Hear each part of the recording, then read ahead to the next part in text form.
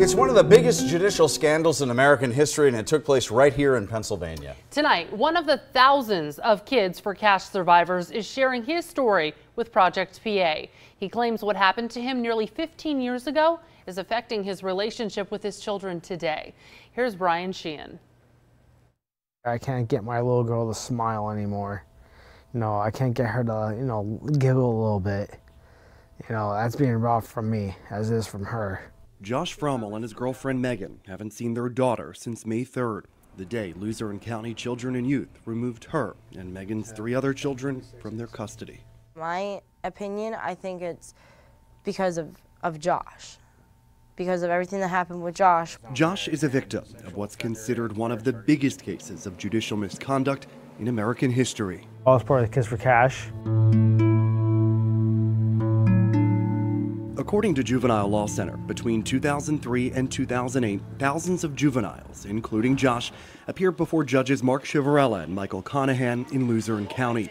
Over 50% didn't have legal representation, and more than 60% were removed from their homes and sentenced to one of 2 private for-profit juvenile detention centers. In November 2005, 17-year-old Josh appeared before Chivarella for allegations he violated his sister. Looks over at me and says, "Mr. Frommel, you look like a guy who has no emotion, no regret for what he did. I adjudicate you delinquent. You'll be remanded to LCJC, PA Child Care." And that's when the bailiff took me to the side room, put the shackles on me, put the cuffs on me. I had no attorney with me. Josh, found guilty in moments without a chance to defend himself. He would spend the next several years locked away from society.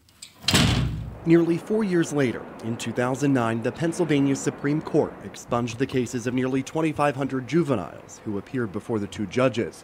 Josh's case was eventually expunged as well, but not until 2011. The United States Attorney alleged Chivarella and Conahan accepted nearly $2.6 million in kickbacks in exchange for sending juveniles to the 2 facilities. He did ruin my life. Most were immediately released, but by that point, Josh was 238 miles away at Torrance State Hospital outside Pittsburgh, committed there after an evaluation by a professional with the state Sexual Offender Assessment Board a few years earlier deemed him a sexual violent predator. This person never saw me physically. I've never saw this person physically until a court hearing came up. Josh remained there until 2016, when a hospital social worker called him and another Kids for Cash survivor to her office. She called both of us down to her office saying, "What are you guys still doing here?" She goes, "You ain't got nothing. Your charges have been expunged. There's no reason for you to actually be down here." Josh was released from Torrance on September 26, 2016. He returned to Luzerne County. But this time, he was hoping things would be different. About a year later, he met Megan, and the 2 developed a fast relationship. She's like the best thing that's ever happened to me. Like, I told her my whole backstory. She's done background checks on me. Nothing has come up. The 2 eventually moved in together to raise Megan's 3 children, and life was going seemingly well. The 2 were expecting a child, but their happy lives soon came to a screeching halt. Somebody called up and told Children Youth that there was a pedophile living in Megan's house. That alleged predator was Josh. But by that point, his criminal record had been expunged, and he wasn't registered as a sex offender under Megan's law. I have no criminal charges. They're going off of a mental diagnosis. A mental diagnosis he received only after being sent away for a crime later expunged in one of the biggest judicial scandals in American history. But Josh and Megan say CYS didn't care. They still consider Josh a danger. I proved for 3 years that I am not a danger to myself or any other person. For 3 years, Brian, 3 years. I haven't done anything wrong. Nothing. Brian Sheehan joins us now, so obviously so many more questions that we want to ask, but as far as the 2 judges, they're in jail now. Yeah, both pleaded guilty to federal criminal, fraud, and tax charges and are serving lengthy sentences. That's, of course, according to the U.S. Attorney's Office. They also both have since been disbarred. It seems many questions remain in the story that we just watched. Yeah, really. Most notably, though, why was it that Josh's case was expunged, but CYS says they can still legally take his kids? And does he have any right to get them back? We have the answers, and we will share it with you in part 2 of this story.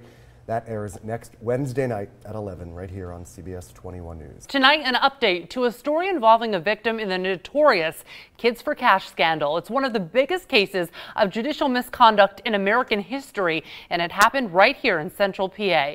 And now Josh Frommel says it's affecting his relationship with his kids. Brian Sheehan now with more. Well, Jasmine, in 2005, a judge found Frommel guilty of violating his sister and sentenced him to a juvenile detention center. He was deemed a sexually violent predator and transferred to a state hospital where he remained until 2016. Now, his case was eventually expunged. He doesn't have a criminal record and isn't registered as a sex offender. But it appears CYS is using that record and diagnosis as reasoning for taking his children. Now, he hopes new test he just took this week proves his innocence. They had everything that they could ever want. When we first met Joshua Frommel and Megan Weber in July, they hadn't had custody of their children for 2 months. We know that's going to happen. Yeah. Now, nearly 8 months later, and they're still waiting on Luzerne County to return them home. They want to just return one kid home. Which is our biological daughter, Temperance, and leave the other 2 in the foster home. When they were all taken all at once, they should be all returned at once. This service plan we obtained was drafted by Luzerne County Children and Youth. It lays out tasks the couple needs to complete for reunification, like intensive parenting education and visits. It also instructs Josh to undergo a psychosexual mental health evaluation since he was deemed a sexually violent predator during the Kids for Cash scandal. He's long denied that diagnosis and says he's completed the evaluation just on Monday, as well as a polygraph test. The polygraph is already passed. I am just waiting now to see what this mental health evaluation says.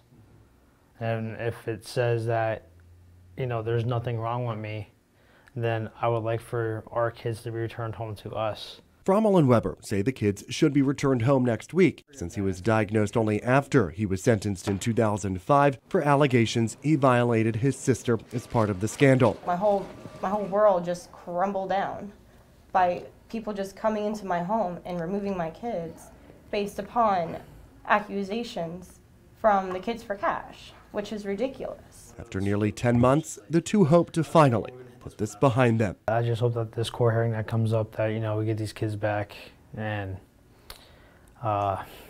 just live on with our lives peacefully without any more hassleation from children, youth. Now, Jasmine, Josh and Megan's court appearance is scheduled for next Friday. How are they feeling? Well, he's confident that he'll pass the psychosexual evaluation, and he says that will clear his name and he will finally be able to just move on with his life. And you're going to stay on top of the story? Yeah, we're going to keep you posted, and as soon as we hear next week what happens, we'll bring it along to you. All right. And Brian, you got your hands on some new information. What is it? Well, Rob and Jasmine, it appears CYS is using his Kids for Cash conviction and sex offender status, both expunged and no longer on his record, as the argument to take his children. This is the new document we obtained just yesterday. It's an order from a Luzerne County judge ordering Josh be released from Torrance State Hospital in March 2011. Through our reporting last week, we learned about the document's existence. Let's go ahead and put it on your screen right now so you can see it. As we told you in our first story, Josh wasn't released from Torrance until 2016. That is nearly 5 years after the judge's order.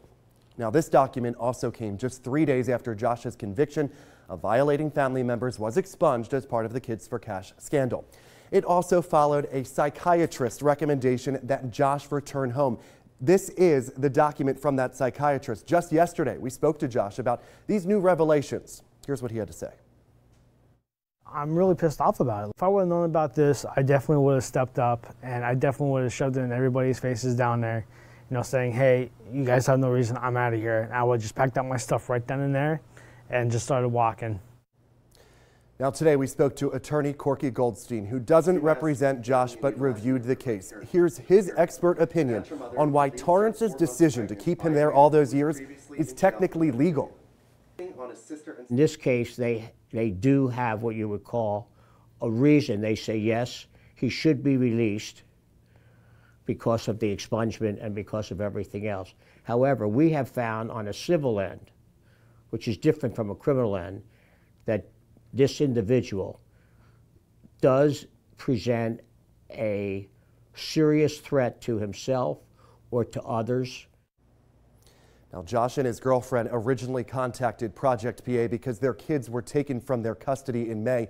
In this CYS document you see on your screen, caseworkers argued they felt Josh was still a present danger to his and Megan's children since he was in a jail for pedophilia and deemed him a sexual violent predator. But legally, these charges don't exist, and Josh's record is clean because both the Kids for Cash case and the Act 21 commitment, as we said, were expunged by a judge years ago. But this CYS document also acknowledges that Torrance eventually decided Josh didn't need any further assistance, and they released him from their care. Now, even though there hasn't been any new allegations Josh abused anyone, including his kids, CYS still believes it has a right to take them based on their assertion that Josh was in jail for pedophilia and was deemed a sexual violent predator, and therefore presents a risk. Now, Goldstein has a big issue with how CYS words their argument to the judge. They were using evidence from a criminal case that had been expunged. Right. They had no other evidence but that, and that was illegal. Now, we also reached out to CYS today for comment. They are currently reviewing this new information and will determine whether or not they can comment on this case in the very near future. Now, Wow. These are just a few of the documents that we got our hands on with in the past few days. Of course, we're still reviewing all the material, and we'll be back with an update as soon as we have more. What about the children that he lost? Does Goldstein think that he has a case with that? Legally, what can he do here? Yeah, so what he wants to do, he says that Josh has to get mentally reevaluated. At that point, a determination will be made on whether or not he gets his kids back. If he does, Goldstein believes that Josh could potentially sue the state for damages during those 5 years that he remained at Torrance after the judges. Do you think he'll do that? You think Yeah, he'll get? just- You think he'll do that? I think he will. You I think? think he will, and he's spoken about it. He's going through the process right now. We don't know what's going to happen with that evaluation, whether or not they're Right. going to say that he is healed, that he is ready to have his Yeah, kids but back once or not. it brings up the question of expungement, for all different crimes Yeah. and things also, It's- because in this case, they're looking at the criminal charges from way back. And as Goldstein will say, it's a difference between a criminal record and then a mental one, and this is where Torrance is getting caught up.